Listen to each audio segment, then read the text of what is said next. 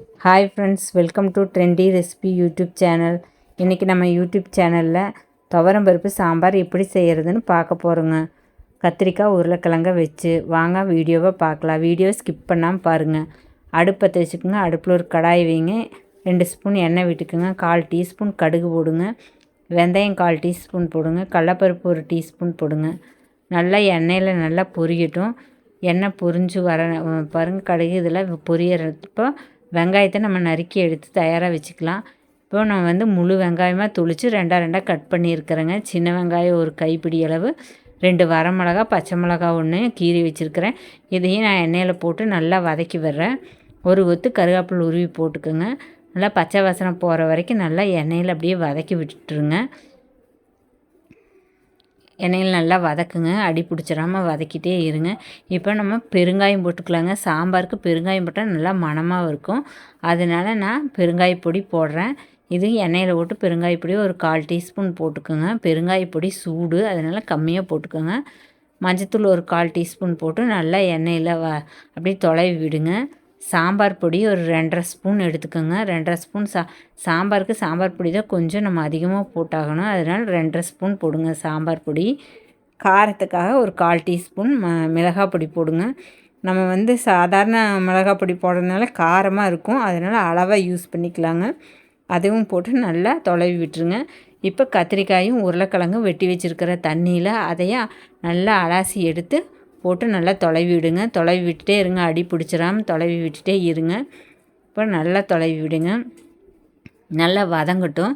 இது தண்ணியில் அப்போவே அரிஞ்சதையும் எடுத்து நம்ம போட்டுறணும். இல்லைன்னா கத்திரிக்காய் கருப்படிச்சு காரல் ஆயிருங்க. நல்லா தொலைவி விட்டே இருங்க. அடி பிடிக்காத அளவுக்கு நல்லா தொலைவி விட்டு இருங்க. இந்த மசாலா ஐட்டமெல்லாம் இந்த காயில் நல்லா மிங்கிள் ஆகணும். அப்போ தான் அது டேஸ்ட்டு நல்லா இருக்கும். இப்போ இந்த மசாலா நல்லா இதில் வந்துருச்சு. நம்ம பருப்பு பாருங்கள், குக்கரில் போட்டு ஒரு 1.5 கப்பு பருப்பு, தக்காளி 2 போட்டு வேக வச்சு நான் தனியாக எடுத்து வச்சுருக்குறேங்க. இப்போ இதையும் நம்ம அது கூட ஆட் பண்ண போகிறோம். நல்லா கசகசன்னு வெந்துருச்சு. ஒரு 3 சவுண்டு விட்டு இறக்கி வச்சுருக்கிறேன். இப்போ நம்ம வணங்கிட்டு இருக்கிற காயில் இதை சேர்த்த போகிறோங்க. இப்போ காய்க்கு நம்ம ஒரு டீஸ்பூன் அளவு கல் உப்பு சேர்த்துறேன். உப்பு போட்டால் காயில் எல்லாம் இப்போவே உப்பு கலங்கி நல்லா பிடிச்சிக்கும். நல்லா டேஸ்ட்டும் வரும். அதனால நான் உப்பு இப்போவே போட்டேன். நீங்கள் போட்டு நல்லா தொலைவி விட்டுருங்க. காயில் உப்பு பிடிச்சிரும். அதுக்கப்புறமா நம்ம பருப்பு எடுத்து ஊற்றலாங்க. பாருங்கள், பருப்பு எடுத்து ஊற்றியாச்சு.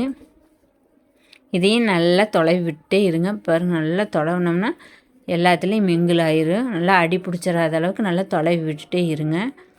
நல்லா காய் ஒரு 10-15 நிமிஷம் போல் வேகணும். நல்லா வெந்துருச்சு பாருங்கள். வெந்துட்டுருக்குது. நல்லா வேகுது. மனம் கமகமன்னு மனம் வருதுங்க. காய் நல்லா வெந்துருச்சு.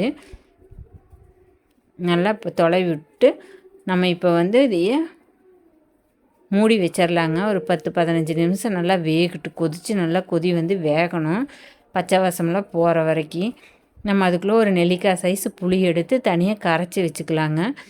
சாம்பாருக்கு எப்போவுமே புளி ஊற்றினா நல்லா டேஸ்ட்டாக இருக்குங்க. அது கூடவே நான் இன்னொரு இன்க்ரீடியன்ட்ஸ் சொல்கிறேங்க. அதையும் சேர்த்திக்கலாம். பாருங்கள், இப்போ ரெடி ஆயிடுச்சு. சாம்பார் கொதிச்சிருச்சு. காய் வெந்துருச்சு. இப்போ புளியை நம்ம இது கூட ஆட் பண்ணிக்கலாங்க. கரைச்சி வச்சுருக்கிற புளியை எடுத்து நான் இப்போ இது கூட மிங்கிள் பண்ணுறேன்.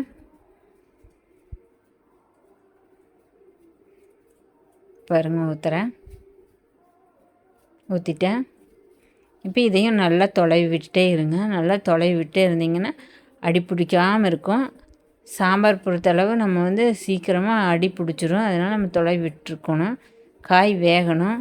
நல்லா வேகட்டுங்க. இப்போ இதுக்கு கூட கரும்பு சர்க்கரை நான் 1 டீஸ்பூன் எடுத்துருக்கிறேன். இந்த கரும்பு சர்க்கரை இதுக்குள்ளே போட்டோம்னா நல்லா கல்யாண வீட்டு சாம்பார் மாதிரி சூப்பர் டேஸ்டியாக இருக்குங்க. பக்கா டேஸ்ட்டாக இருக்கும். குழந்தைகளை காரமே இல்லாமல் இருக்கிறதுக்கு எனக்கு சாம்பார் ரொம்ப பிடிக்குதுன்னு சாப்பிடுவாங்க. அந்தளவுக்கு செம டேஸ்டியாக இருக்கும்.